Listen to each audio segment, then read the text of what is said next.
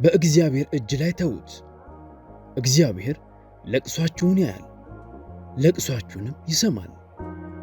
እግዚአብሔር እንደደከማችሁ ያውቃል። እግዚአብሔር ፈጥሮናል። መኪና የተሰራው በቤንዚን እንዴት ተደርጎ ነውና በሌላ ነገር ሊሰራ አይችልም። አሁን እግዚአብሔር የሰው ልጅን በራሱ ይኖር ዘንድ ፈጥሮታል። እርሱ መንፈሳችን ሊቃጠልበት የተገባው እሳትና ነፍሳችንን ሊመግብ የሚችል ምግብ ነው።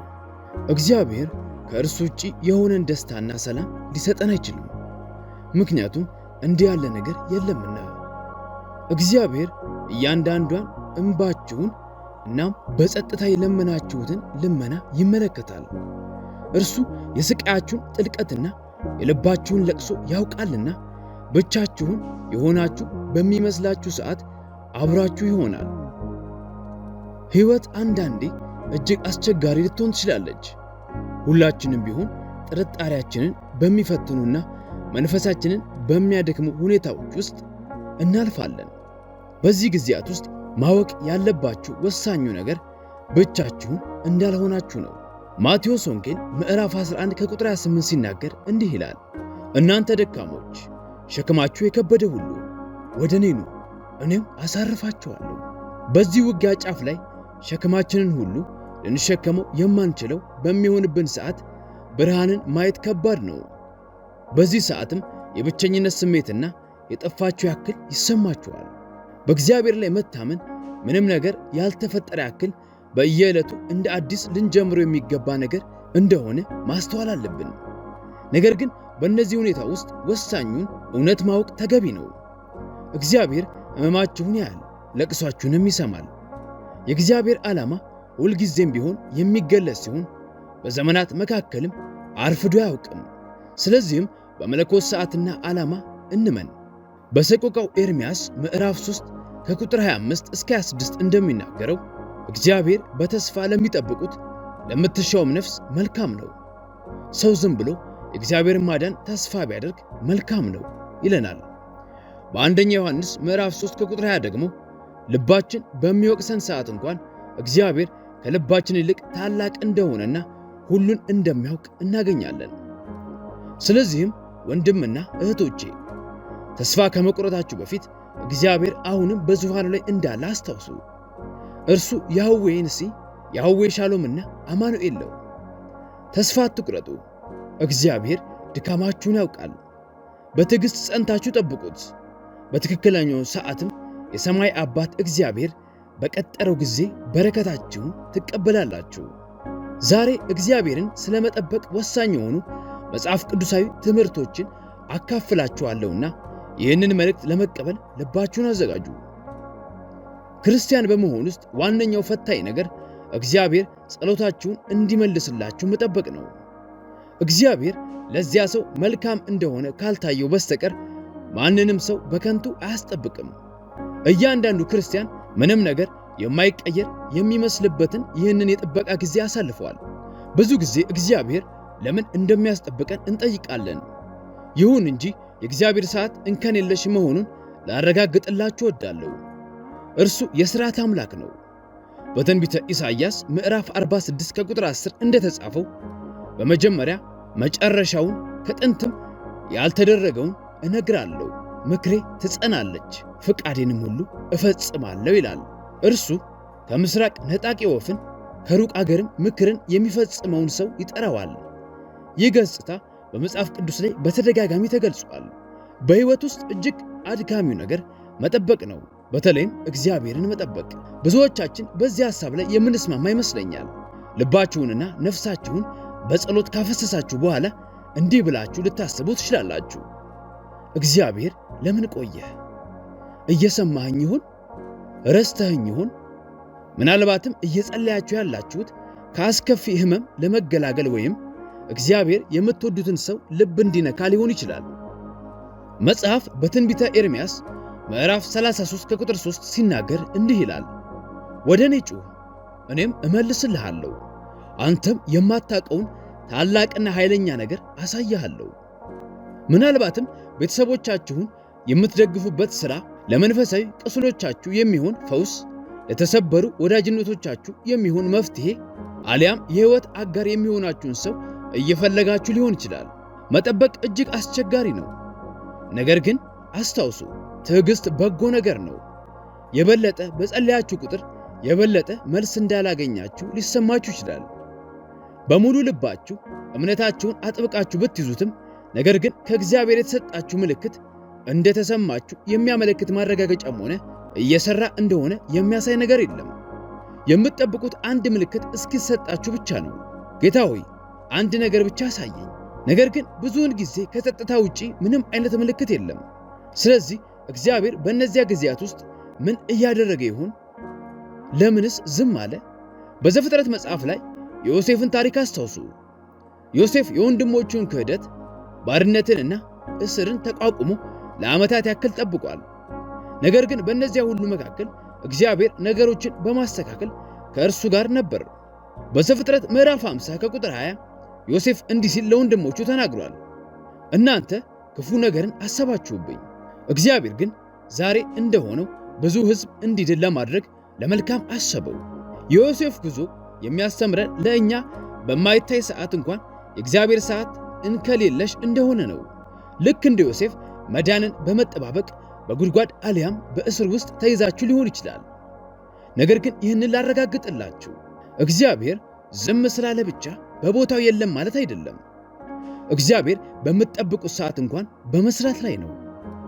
ከመጋረጃው ጀርባ መልካምነቱ፣ ኃይሉ፣ ቸርነቱና ጸጋው እንዳሉ ናቸው። ሁልጊዜም ቢሆን ለእናንተ ካለው ጥልቅ ፍቅር የተነሳ በመስራት ላይ ነው። እሱ አፍቃሪ አባት ነውና ለእናንተ ያለው ሐሳብ መልካም ነው። ሊባርካችሁና ሊያነሳችሁም ይወዳል። ስለዚህ ዛሬ እግዚአብሔርን በትዕግስት በመጠበቅ ውስጥ ስላሉ መርሆችና እነዚህን የመጽሐፍ ቅዱስ መርሆች ልባችንን ከፍተን ስለመቀበል እንወያያለን። መርህ 1 የእግዚአብሔር መዘግየት የእግዚአብሔር ተቃውሞ አይደለም። እግዚአብሔር ለዚያ ሰው መልካም እንደሆነ ካልታየው በስተቀር ማንንም ሰው በከንቱ እንደማያስጠብቅ እርግጠኛ ነኝ። የፈለጋችሁትን ነገር ስታገኙም ወይም ካሳካችሁት የተሻለ ነው፣ አሊያም ፍጹም የተለየ ነው። የእግዚአብሔርን መልስ መጠየቅ ማለት የትክክለኛው ጉዞ ጅማሮ ነው። ነገር ግን ይህ የመጀመሪያው እርምጃ እንጂ ሙሉውን ጉዞ አይደለም። በዚህ ፈጣን ውጤቶችን ማየት በሚወድ ዓለም ላይ መጠበቅ ጊዜን እንደ ማጥፋት ይቆጠራል። የምንኖረው ልዩና ጊዜን እንደ ውድ ነገር በሚቆጥር ማህበረሰብ ውስጥ በመሆኑ ከቴክኖሎጂ ፈጣን ምላሾችን እንጠብቃለን። መጠበቅ ዕድልን የማስመለጥ ያክል አስጸያፊ ሊመስለን ይችላል። ስለዚህም ይህ የመጠበቅ ወቅት ስጋትንና ጥርጣሬን ይችላል። ይህ መጠበቅ የፈጣን ነገሮችን የመሻት ባህላችንን የሚጻረር በመሆኑ ብዙውን ጊዜ የሆነ ነገር ልክ እንዳልሆነ እንዲሰማን ሊያደርገን ይችላል። እንዲህ አይነት ጥርጣሬ በሚከበን ሰዓት ደግሞ መጠበቅ እጅግ ፈታኝ ነገር ነው። ስለ መጨረሻው ውጤት እርግጠኛ በማንሆንበት ሰዓት ጥርጣሬ ወደ ውስጣችን ስለሚገባ እግዚአብሔር በእኛ ላይ ስላለው ፍቃድ ጥያቄ ማንሳት እንጀምራለን። ስለዚህም ጥርጣሬ ቦታ ሲይዝ የፈተና ተጽዕኖ እየጨመረ ይመጣል። ነገር ግን የዚህ ጉዳይ አደገኝነት ያለው እዚህ ጋር ነው። በዚህ የመጠበቅ ወቅት ላይ ነገሮችን በራሳችን ለመቆጣጠር ስንሞክር ነገሮች በመጥፎ መንገድ መጓዝ ይጀምራሉ። ብዙ የመጽሐፍ ቅዱስ ክፍሎችም ነገሮችን በራሳችን ለመቆጣጠር መሞከር ለነገሮች መወሳሰብ እንደሚያጋልጠን ይነግሩናል።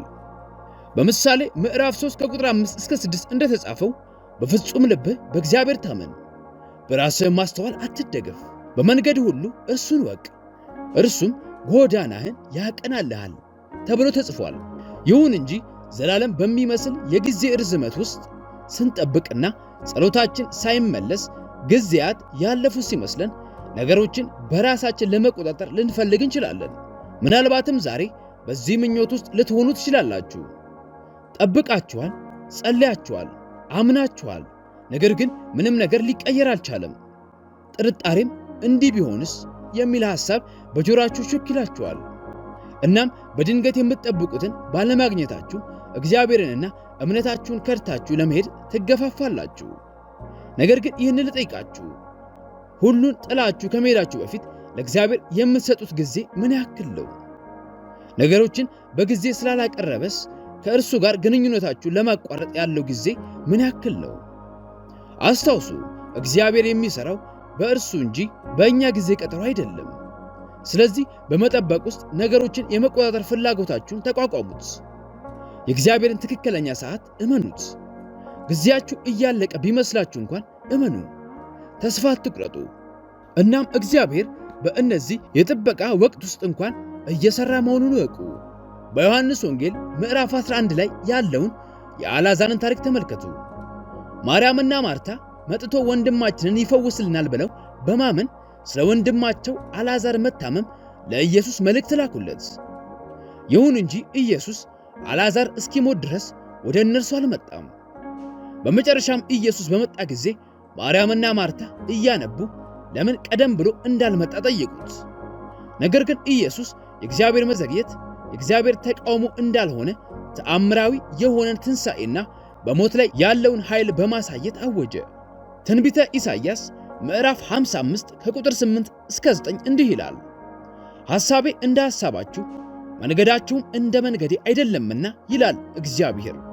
ሰማይ ከምድር ከፍ እንደሚል እንዲሁ መንገዴ ከመንገዳችሁ ሐሳቤም ከሐሳባችሁ ከፍ ያለ ነው።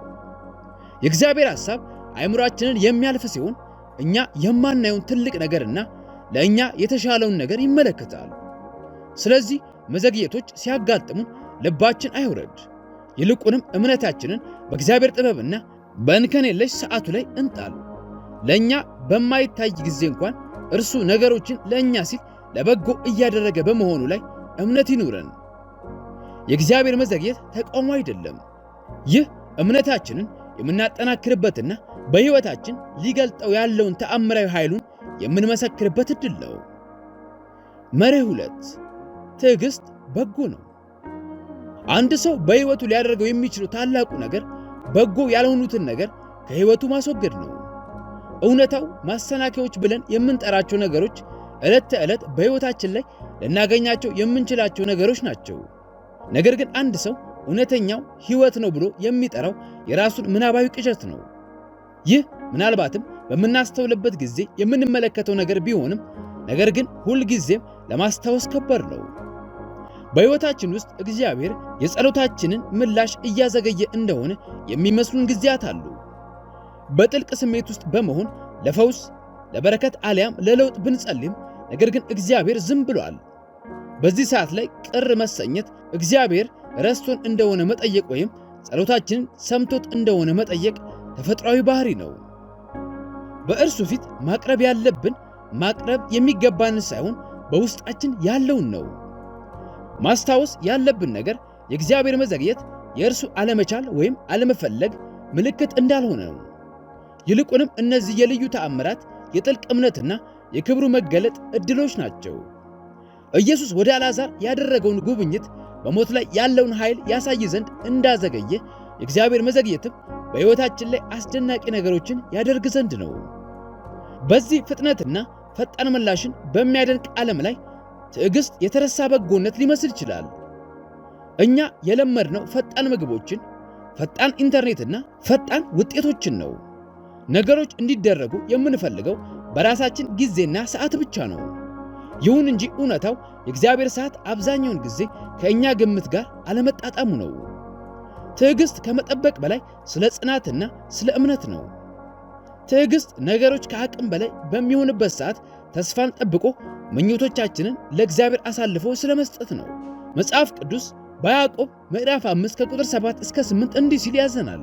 እንግዲህ ወንድሞች ሆይ ጌታ እስኪመጣ ድረስ ታገሱ።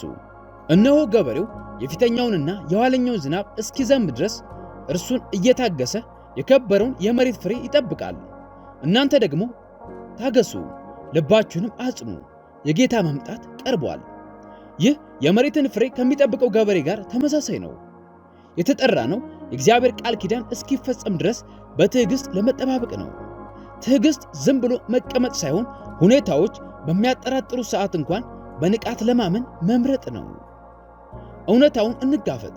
ትዕግስት ፈታኝ ነው። ከመሰናከሎች ጋር ስንታገል ጸሎቶቻችን ሳይመለሱ ሲቀሩና ጊዜ እያለፈን ሲመስለን ጥርጣሬ ወደ ውስጣችን ሲገባ ነገሮችን በራሳችን የመቆጣጠር ፍላጎት ያድርብናል። ነገር ግን የእግዚአብሔርን ጊዜ ማፋጠን ሊመራን የሚችለው ወደ ውጥረትና ቅር መሰኘት ብቻ ነው። ይልቁንም በጽናት ባህሪያችንን እንዲቀርጸን በማወቅ ትዕግስትን እንደ በጎነት እንቁጠር። በሮሜ ምዕራፍ 5 ከቁጥር 3 እስከ 4 እንደተጻፈው ይህም ብቻ አይደለም፣ ነገር ግን መከራ ትዕግስትን፣ ፈተናም ተስፋን እንደሚያደርግ እያወቅን በመከራችን ደግሞ እንመካለን ይለናል። እርሱ ነገሮችን ለበጎ እያደረገ እንደሆነ በማወቅ በእግዚአብሔር እንከን የለሽ ሰዓት እንመን። ሮሜ ምዕራፍ 8 ከቁጥር 28 እንደሚናገረው እግዚአብሔርንም ለሚወዱት እንደ ሐሳቡም ለተጠሩት ሁሉ ለበጎ እንዲደረግ እናውቃለን ይለናል። ይህ የጥበቃ ጊዜ ጊዜን ማጥፋት እንዳልሆነ እናስታውስ። ይህ የእድገት የለውጥና እግዚአብሔር በሕይወታችን ላዘጋጀው በረከት የምንዘጋጅበት ወቅት ነው። ስለዚህም በዚህ ጥበቃ ውስጥ እግዚአብሔር ታማኝ እንደሆነና በጊዜው ቃሉን እንደሚፈጽም በማመን ትዕግስትን እናዳብር። መርህ 3 በእግዚአብሔር እንከን የለሽ ሰዓት ላይ እምነት ይኑራችሁ። ጠላት የሰው ልጅ በሚያደርጉት ነገር ሁሉ እንዲጨነቁ ይፈልጋል። መጽሐፍ ፍጹም የሆነውን የእግዚአብሔርን ሥራ በትዕግስት ሆነን እንድንጠባበቅ ይነግረናል። ትዕግስት ዝም ማለት ሳይሆን በምትጠብቁበት ክፍል ውስጥ የሚዳብር ባህሪ ነው። ምናልባትም የሚታዩ ለውጦችን ላትመለከቱ ትችላላችሁ። ነገር ግን ከነገሩ በታች ወሳኝ የሆኑ ለውጦች በመከናወን ላይ መሆናቸውን ወቁ። ትዕግስት መንፈሳዊ ጡንቾቻችሁን በማንቀሳቀስ ጠንካራ ያደርጋችኋል። እንድታድጉና ጸንታችሁ እንድትቆሙ ይረዳችኋል። ስለዚህ እነዚህን የጥበቃ ጊዜያት ችላ አትበሏቸው። እናም ነገሮች እናንተን ተስፋ ባላደረጋችሁበት ፍጥነት እያደጉ ካልሆነም ልባችሁ አይውረድ። አስታውሱ፣ በቆየ ቁጥር እግዚአብሔር በሕይወታችሁ የሚያስቀምጠው በረከት እየጨመረ ይመጣል። ጊዜያችሁ ሲደርስና እግዚአብሔር ዝግጁ እንደሆናችሁ ሲያውቅ የትዕግስታችሁ ፍሬ ካሰባችሁት በላይ ይሆናል። በሕይወታችን ውስጥ ልናሳካቸው የምንፈልጋቸው ሐሳቦች፣ ልናሸንፋቸው የምንፈልጋቸው ፈተናዎችና ልናገኛቸው የምንፈልጋቸው ሰዎች ይኖራሉ። ነገር ግን ጥበቃችን ከጠበቅነው በላይ የቆየ ሲመስለን መቼ እንደሚመጣ በመጠየቅ እረፍት ማጣትና መከፋት ተፈጥሯዊ ስሜት ናቸው። ይሁን እንጂ መዘግየቱ አንዳንዴ ከእግዚአብሔር አለመስራት ሳይሆን እርሱ ላሰበው ነገር ከእኛ አለመዘጋጀት ሊሆን ይችላል። እናንተም ላሰባችሁት ነገር ዝግጁ ልትሆኑ ትችላላችሁ። ነገር ግን የእግዚአብሔርን ራእይ ለአፍታ ያክል በጨረፍታ ብትመለከቱ ያንን ለመቋቋም ዝግጁ እንዳልሆናችሁ ትረዱ ነበር። ስለዚህም ለመብሰል ለማስተዋልና ልማድ ለማግኘት ተጨማሪ ጊዜያት ያስፈልጋችኋል። እስቲ በዘፍጥረት ምዕራፍ 21 የሚገኘውን የአብርሃምና የሳራን ታሪክ እንጎብኝ። እግዚአብሔር አብርሃም የአሕዛብ አባት እንደሚሆን ቃል ገብቶለታል። ይሁን እንጂ የእግዚአብሔር ቃል ኪዳን መፈጸሚያ የነበረው ልጃቸው ይስሐቅ ሲወለድ አብርሃም 100 ዓመቱ የነበረ ሲሆን ሳራ ደግሞ 90 ዓመቷ ነበር። አስቡት፣ ቃል ኪዳንን ለአያሌ ዓመታት ያክል መጠበቅ። ነገር ግን ፍጹም የነበረው የእግዚአብሔር ሰዓት ቃሉ እንዲፈጸም አድርጎታል።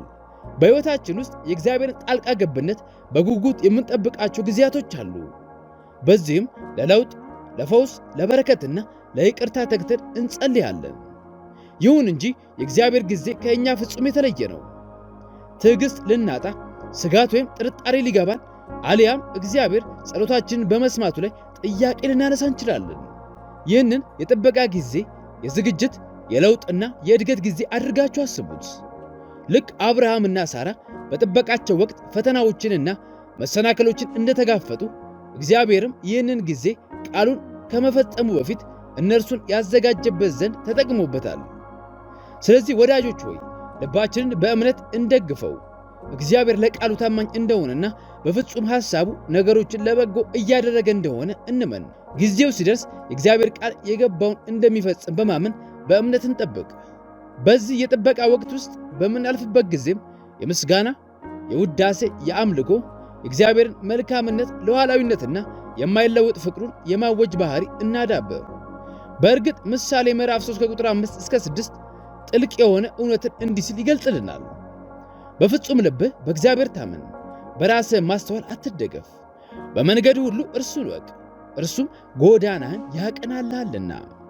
ይህ ጥቅስ የጊዜ ገደባችንን፣ ምኞቶቻችንንና መረዳታችንን ሁሉ ለእግዚአብሔር አሳልፈን እንድንሰጥ ያበረታታናል። ነገሮች እጅግ በከፉ ሰዓትም እምነታችንን በሉዓላዊነቱ በጥበቡና በታማኝነቱ ላይ እንድንቀጥል ይጋብዘናል። እምነታችን ምላሽ በማያገኝበት ሰዓት እንኳን በጸሎት መጽናት አለብን። ምክንያቱም የእግዚአብሔር መንገድና ጊዜ ከእኛ የተሻለ መሆኑን የሚያምን እምነት የእርሱ ጊዜ ምን ጊዜም ቢሆን ትክክለኛ እንደሆነ ያውቃልና። መርህ 4 በእግዚአብሔር ጊዜ ውስጥ ጸጥታን ፈልጉ። ሰዎች የሚናደዱት በተራ ችግሮች ሳይሆን እንደ በደል በሚቆጥሯቸው ችግሮች ነው። እናም ይህም የበደል ስሜት የሚሰማቸው በሕግ የተሰጣቸውን መብት የተነጠቁ ሲመስላቸው ነው። በሕይወታቸው ትዕግስታቸው የበለጠ የይገባኛል ስሜትን እያዳበረ በመጣ ቁጥር የበለጠ የበደል ስሜት ስለሚሰማቸው በዚህ የተነሳ መናደድ ይጀምራሉ። አእምሮም ወደ ትሕትናና ወደ ጸጥታ ስፍራ ሊመራ ይችላልና አንድ ጊዜ ይህንን ከተቀበለ የሰላምና የጸጥታ ስሜት ይሰማው ይጀምራል። መዝሙረ ዳዊት 46:10 እንዲህ ሲል ያስጠነቅቀናል። እረፉ፣ እኔም አምላክ እንደሆንኩ እወቁ። ይህ ቃል ልብንና አእምሮን የሚያረጋጋና የእግዚአብሔርን አምላክነትና ኃያልነትን ለማወቅ ለአፍታ ያክል የመቆምን አስፈላጊነት በግልጽ ያሳያል። በዚህ መረጋጋት ውስጥ አእምሮአችንን የሚያልፍና ልባችንን ከፍርሃትና ከጥርጣሬ የሚጠብቅ ሰላም እናገኛለን። በእግዚአብሔር ጊዜ ውስጥ መረጋጋትን ማግኘት በዚህ ጥበቃ ውስጥ ማመስገንን ይጨምራል። ይህንን የጥበቃ ጊዜ እንደ ውጥረት ከመውሰድ ይልቅ ከእግዚአብሔር ጋር ያለንን ግንኙነት የበለጠ የምናጠብቅበት ሊሆን ይገባል። በእግዚአብሔር ጊዜ ውስጥ ጸጥታን ማግኘት በሕይወታችን ላይ ያለውን የበላይነት አሳልፎ የመስጠትና ሙሉ በሙሉ የማመን ጉዞ ነው። ይህም ሕይወታችንን የመቆጣጠር ፍላጎታችንን ስለመተውና ከግምታችን ጋር ባይሄድ እንኳን የእግዚአብሔርን ጊዜ ስላለመጠራጠር ነው። ፊልጵስዩስ ምዕራፍ 4 ከቁጥር 6 እስከ 7 እንዲህ ሲል አጽናኝ ምሪትን ይሰጣል። በነገር ሁሉ በጸሎትና በምልጃ ከምስጋና ጋር በእግዚአብሔር ዘንድ ልመናችሁን አስታውቁ እንጂ በአንዳች አትጨነቁ። አእምሮንም ሁሉ የሚያልፍ የእግዚአብሔር ሰላም ልባችሁንና ሐሳባችሁን በክርስቶስ ኢየሱስ ይጠብቃል። ይህ ምዕራፍ እውነተኛ ሰላም እያንዳንዱን ሁኔታ ከመቆጣጠርም ሆነ ለሁሉም ጥያቄ ምላሽ ከማግኘት እንደማይመጣ ያስታውቀናል።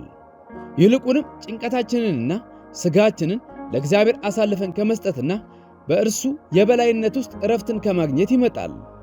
በዚህ በውካታና በማይገመቱ ነገሮች በተሞላች ዓለም ውስጥ በእግዚአብሔር ጊዜ ውስጥ ጸጥታን የሰፈነበት ጊዜ ማግኘት አስፈሪ ሊመስል ይችላል።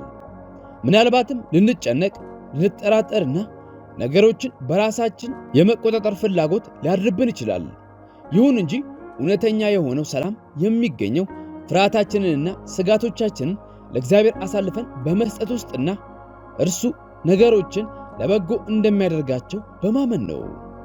በትዕግስትና በእምነት ስንጠብቅ እምነታችን ይጠነክራል። እናም ልባችንን እግዚአብሔር ላሰበልን ነገሮችና በረከቶች ያዘጋጀዋል። ስለዚህም ይህንን በእግዚአብሔር ጊዜ ውስጥ ጸጥታን የመፈለግ ጉዞ አብረን እንጀምር። ፍርሃቶቻችንንና ጭንቀቶቻችንን ሁሉ ለእርሱ አሳልፈን በመስጠት እርሱ በሥራ ላይ መሆኑን እና የእርሱ ጊዜ እንከን የለሽ መሆኑን እንመን። ስለዚህም በትዕግስትና በእምነት በመጠበቅ ውስጥ ሰላሙ ልባችንንና ሐሳባችንን እንደሚጠብቅና ከእርሱ ጋር ጥልቅ የሆነ ግንኙነት እንዲኖረን እንዲመራን በማመን መጽናናትንና ዋስትናን እናገኛለን። መርህ 5 በእግዚአብሔር የበላይነት እምነት ይኑራችሁ። ምሳሌ 19:21 በሰው ልብ ውስጥ ብዙ ሐሳብ ቢኖርም የሚጸናው የእግዚአብሔር ምክር መሆኑን ይነግረናል። እኛ የራሳችንን ዕቅድ ልነድፍ እንችላለን፣ ነገር ግን በመጨረሻም የሚጸናው የእግዚአብሔር ሐሳብ ነው። በእነዚህ የጥበቃና የጥርጣሬ ጊዜያት የእግዚአብሔርን የበላይነት ጥያቄ ውስጥ ልናስገባ እንችላለን። ምናልባትም አንዳንድ ነገሮች ለምን እንዳልተከሰቱና ጸሎቶቻችን ለምን እንዳልተመለሱ ልናስብ እንችላለን። ነገር ግን በእነዚህ አይነት ጊዜያት ላይ የእግዚአብሔር መንገድና ሐሳብ ከእኛ የተሻለ እንደሆነ ልናስታውስ ይገባል። ሁል ጊዜ ሐሳቡን ላንረዳ እንችላለን፣ ነገር ግን ነገሮችን ሁሉ ለበጎ እየሰራ እንደሆነ ማመን እንችላለን። በእግዚአብሔር የበላይነት ማመን በእርሱ ፍጹም ጊዜ ላይ ማመንን ያሳያል። በተጨማሪም የእርሱን ሥልጣንና ነገሮችን የመቆጣጠር ኃይሉን ማወቅም ይጨምራል። በዚህ የማይገመቱ ነገሮችና በውካታ በተሞላ ዓለም ውስጥ በእግዚአብሔር የበላይነት ላይ እምነትን መጣል መጽናናትንና ጥንካሬን ይሰጣል። መዝሙረ ዳዊት 103:19ም ይህንን ነገር በሚገባ ያስታውሰናል። እግዚአብሔር ዙፋኑን በሰማይ አዘጋጀ፣ መንግስቱም ሁሉን ትገዛለች። ይህ ቃል ነገሮች ከቁጥጥር ውጪ በሆኑ ሰዓት ላይ እንኳን እግዚአብሔር በስልጣን ላይ መሆኑን ያሳየናል። የእርሱ ሐሳብ የተሻለና መንገዱ ድል አድራጊ ነው። በእግዚአብሔር የበላይነት ላይ ማመን ምኞቶቻችንን፣ እቅዶቻችንንና ፍቃዶቻችንን ለእርሱ አሳልፈን መስጠትን ይጠይቃል። በተጨማሪም እርሱ ለእኛ በማይታይ ሰዓት እንኳን ለእኛ በጎ የሆነውን እንደሚያውቅ ማወቅን ይጨምራል።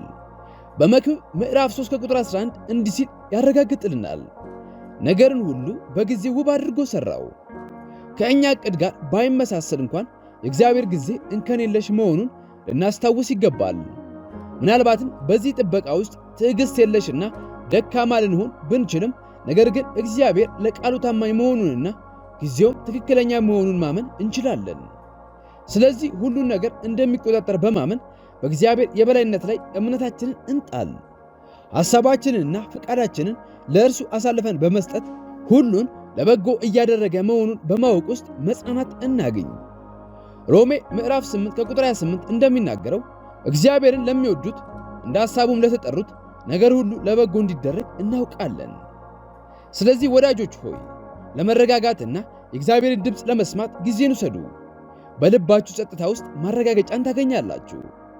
እርሱም እንዲህ እያላችሁ ነው፣ ልጆቼ ሆይ ሕመማችሁን አያለሁ፣ ለቅሷችሁንም እሰማለሁ። በእኔ እመኑ፣ እኔም እሸከማችኋለሁ። ንጋት እየመጣ ነውና ጸንታችሁ ጠብቁ። ጽናታችሁ ወደ ድል ይመራችኋል፣ እምነታችሁም መሪ ብርሃን ይሆንላችኋል።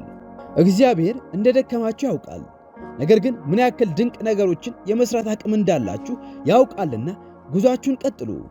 ብቻችሁን አይደላችሁም። በሚመጡት ፈተናዎች ሁሉ የመለኮት ጥንካሬና ሰላም ልባችሁንና ነፍሳችሁን ይሙላ። እነዚህ መርሆች ልባችሁን ከነኩ እግዚአብሔር ሁሌም ከእኔ ጋር ነው በማለት በኮሜንት መስጫው ላይ በመጻፍ ሐሳባችሁን ግለጹ። በጌታ በኢየሱስ ስም የዚህ ጸሎት በረከቶች ሁሉ በዚህ ሰዓት እንደሚያገኛችሁ አውጃለሁ። አብራችሁን ስለነበራችሁ አመሰግናለሁ። ይህንን መልእክት ጠቃሚ ሆኖ ካገኛችሁት ለወዳጆቻችሁ ማጋራታችሁን አትርሱ። የበለጠ እንደዚህ አይነት ቪዲዮዎች እንዲደርሳችሁም ሰብስክራይብ ማድረግና የደውል ምልክቱን መጫን አትርሱ። እመኑ፣ ታገሱ፣ እናም እግዚአብሔር ከመጋረጃ ጀርባ እየሰራ መሆኑን እወቁ። እግዚአብሔርን ጠብቁት፣ ታማኝ ነውና ስቃያችሁ ለዘላለም አይቆይም፣ ለቅሳችሁም ሳይመለስ አይቀርም። በተስፋና በደስታ የተሞላን የወደፊት ሕይወት እያዘጋጀላችሁ ነውና በሐሳቡ እመኑ። እግዚአብሔር ሕመማችሁን ያያል፣ ለቅሷችሁንም ያደምጣል። ቃል ኪዳኑ እውነት፣ ፍቅሩም ዘላለማዊ ነውና ታገሱ።